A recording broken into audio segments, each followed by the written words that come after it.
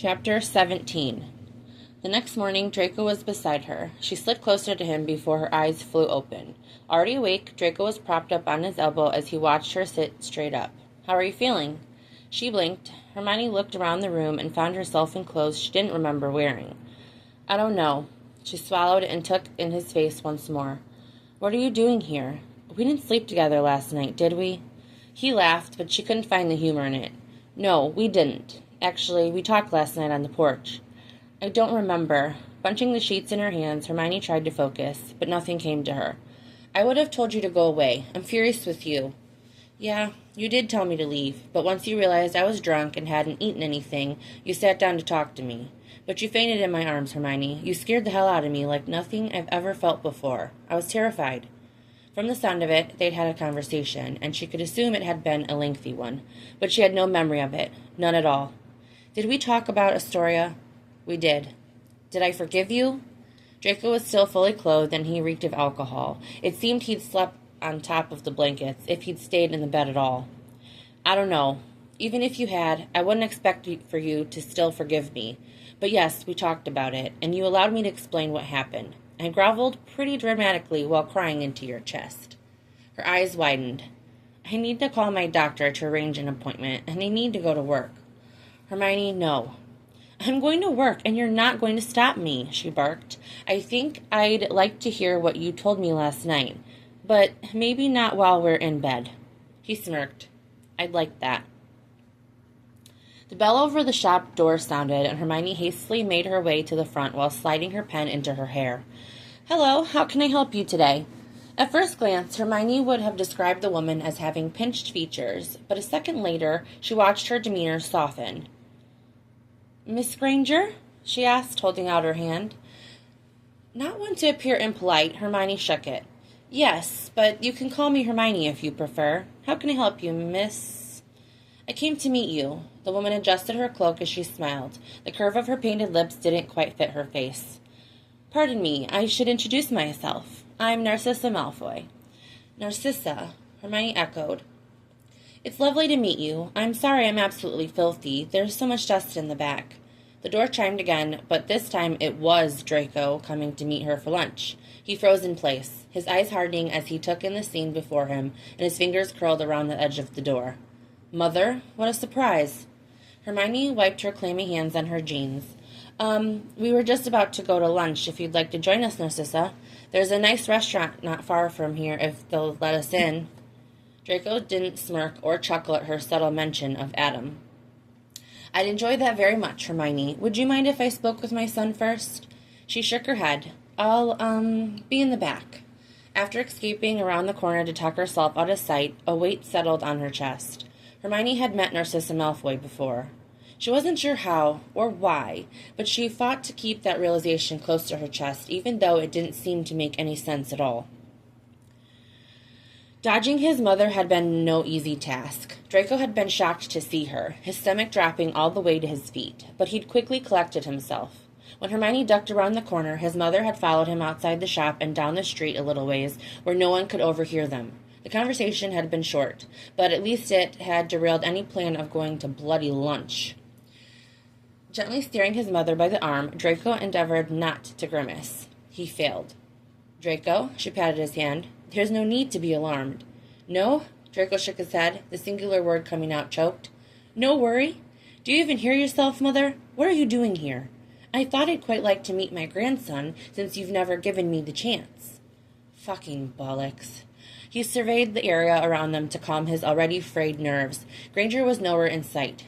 "I didn't know Scorpius existed until September. I didn't even know Granger was alive until the exact same moment. And, well, once I found out, I certainly had no intention of telling you." The way her face crumbled was slight, but he caught it. "I see." She clasped her hands. "You don't trust your own mother? Is that it? Well, I suppose that's all that needs to be said." "You've been trying to marry me off since I left." Draco slid his hands into his pockets and arched a pale brow. "Fuck, you've been trying to marry me off since I became an Auror, and suddenly the Malfoy name wasn't so heinous anymore." Quicker than he could follow, Narcissa gripped his chin and forced him to look at her. "I would have terminated the engagement if I had known. I am not your father. You know I value your happiness over anything else. The Granger girl—" Hermione, she cleared her throat, you were with her during the war. Your father and I knew, of course. Narrowing his eyes, he faltered. You never told me that you knew. Narcissa released his chin, her face softening. You didn't want to tell me. By the time I could have told you the truth, she was gone, and I worried I would be pouring salt in your wounds. His mind whirled, all of his thoughts coming together as she dangled a new piece of information in front of him. Lucius knew? All this time, and... Mother nodded. Draco, I can't assume what's going on here, but from our short interaction, I know that woman has absolutely no idea who I am. If she did, she'd have recoiled in fear. She might have thrown up on my shoes if she remembered Malfoy Manor. He didn't need to be reminded. Images cut across his mind of Granger writhing on the floor and screaming. Granger coming back to the safe house, still broken and bleeding. He wished it had been him to cast that spell instead of Molly Weasley. However, she continued, I came for 2 reasons. To meet my grandson and to tell you something. If I'd known she was alive, I would have told you, but... She looked at her feet, and Draco realized he had never seen his mother stare at the ground. She'd always kept her head up. It was what he'd been taught as well. Swallowing the lump in his throat, he asked, What would you have told me, Mother? Bellatrix knew about the 2 of you. She never mentioned it to me, but she made remarks that left no question about it. Do you know who would have helped her? Someone has been coming here for years to cast glamours on Granger's arm, on that scar, so she won't remember. It's a curse that activates if she starts to remember anything. Narcissa nodded. Has anything triggered her memories? A few things, Draco's voice cracked. Scorpius had a bout of accidental magic, and I thought I was going to lose her. I can't lose her again. Wrapping her arms around his middle, she pulled him into a tight hug. Then we'll make sure you don't. If it's Hermione Granger that kept you alive during the war, then I owe that woman a great deal. Scorpius was with Clara, which meant she had no excuse not to swallow her pride. Hermione picked at the chipping paint of her mug. She needed to go to Draco. They'd spent a healthy amount of time discussing the fallout of Christmas. It hadn't been so easy to sit there while he bared himself, while he admitted that he'd been lying nearly since he'd arrived. It wasn't easy to accept that day he'd left a note saying there was a family emergency, which was ordinary enough to be believable. He'd been listening to his parents inform him of an arranged marriage. God, who forced their adult son into an arranged marriage anyway? It was barbaric. Okay, Hermione grumbled, curling her fingers around the edge of the counter. You're delaying the inevitable. Adults communicate. Her pep talk in the middle of her kitchen did nothing to spur her forward. But she missed him. It was impossible to realize how much she'd looked forward to waking up beside him until he was gone, even if it had only been a week. Hermione grabbed her coat before she could change her mind, tugging her knit beanie over her head. The door locked behind her, the cold snap bit her cheeks, and she wrapped her arms around herself while hurrying down the street. It was only a short distance, but her steps slowed as her anxiousness increased. She knocked on his door twice and only had to wait a second before he opened it. Draco looked her over, his shoulders relaxing. I think we should talk. He allowed the door to swing open. We've been here before, haven't we? Draco took off her coat. I'm sorry. Rubbing her hands together, Hermione shook her head. It's okay. Really, we discussed most of it yesterday, and I'm not angry. I was hoping you would just reassure me a bit. It was a lot to take in at once, and trusting you is easy. So easy that it terrifies me because you lied to me, and I never had any idea. I'll never lie to you again. Blinking, Hermione bit her lip. Yes, but that's what you would have said to me when this started. It wasn't a small lie either. Yet here I am, ready to trust you again, because I can't stand to see myself without you now. His feet carried him forwards, and Draco closed the distance. Can I tell you something? There aren't any other secret fiancés, are there? She laughed. Okay, too soon for jokes? He cracked a smile then. Draco ran his knuckle over her cheek. I did make that joke about catching the stove on fire, so that's probably fair. I forgive you. Hermione slid her fingers through his belt loops and pulled him close. I'm not sure whether that makes me naive, but I always knew I would forgive you. Even when a story was on your porch, she huffed. Yes, even then. Her name makes me irrationally angry. I'm not a violent person, but... He snorted. Why are you laughing? Nothing at all. Hermione rolled her eyes. Back to what I originally came over here to say. Scorpius misses you, and I know that you miss him. Her fingers slid under his shirt without a conscious thought. I need you to promise me something. Anything. You're a father now. We're doing this, and there can't be secrets like this. It will destroy us. It'll destroy him. Is there anything else I need to know? Draco didn't hesitate. There's nothing. Promise? He tilted her head up, his lips centered from hers. I promise. Narcissa Malfoy was an intense woman, and if her husband was worse than her, which Draco had led Hermione to believe, she wasn't sure she ever wanted to meet the counterpart. In fact, dread coiled in her stomach as she kept her thoughts to herself in the following days. It was such a familiar name. Lucius. But she couldn't remember where she'd heard it. Hermione's relationship with Draco improved quickly over the span of a few days. She was eager to be able to wake up beside him again. The topic of dinner with his mother made her stomach turn. When it had come up, there hadn't been a feasible reason not to invite Narcissa, and Hermione sat through an hour-long dinner while battling her internal debate. Scorpius liked her, even if he was also hesitant at first to greet her. Just like normal, it wasn't long before Scorpius had his newfound grandmother wrapped around his finger. Their night took a sharp turn as they saw Narcissa out, and Hermione thanked her for coming.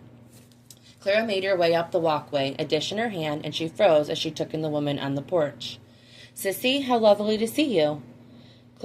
Hermione watched in bewilderment as the color drained from Narcissa's face. Miss Pruitt, how unexpected to see you in France. You must know Hermione. Yes, Hermione interjected. Clara has always watched Scorpius while I worked. She's a close friend. Did you say Pruitt? Clara's wrinkles deepened. It's my maiden name. I prefer not to go by it, because it brings up so many distasteful memories. I'm sure it can't be too surprising that I'm here. If you're aiming to not bring up the topic of my family, it's more insulting to vaguely hint at it, my dear. Hermione wasn't sure what to make of the scene in front of her and looked at Draco. He shook his head. Clara pressed the dish into Hermione's hands and pecked her cheek. You be careful, dear. As the woman left, Narcissa explained that Clara had been a family friend to the Blacks. She'd whispered the name, but Hermione had heard it. She'd known Clara when they were children. Her fingers gripped the dish tightly, and Hermione excused herself. She vomited in the loo, and her head pounded, but her thoughts didn't vanish. Who was to say if that was a good thing? It will be okay, won't it? I've never allowed anyone but Clara or you to take him. Hermione bit her nail, her eyes sweeping from side to side. I don't mean to sound rude. She's your mother. I've just never... He kissed her forehead. It will be fine. Mother will look after Scorpius at my house, so he'll still be in a comfortable place, and they'll be right there if they need anything, which they won't. Draco rubbed her arms until his hands were on her shoulders. She just wants to give us a day to spend together, and I'm sure she'd like to spend time with him, alone. If you don't want to, then we won't. It was tempting to take the out, but she shook her head. No, it's fine.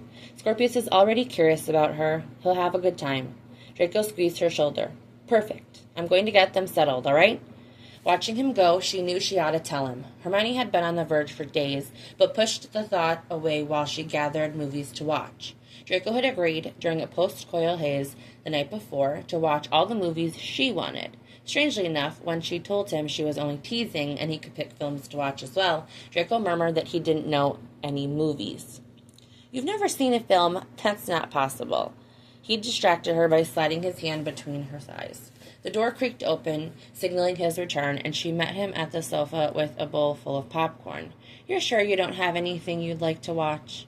Anything you choose is fine. He stretched his arm around her, resting it on the back of the sofa.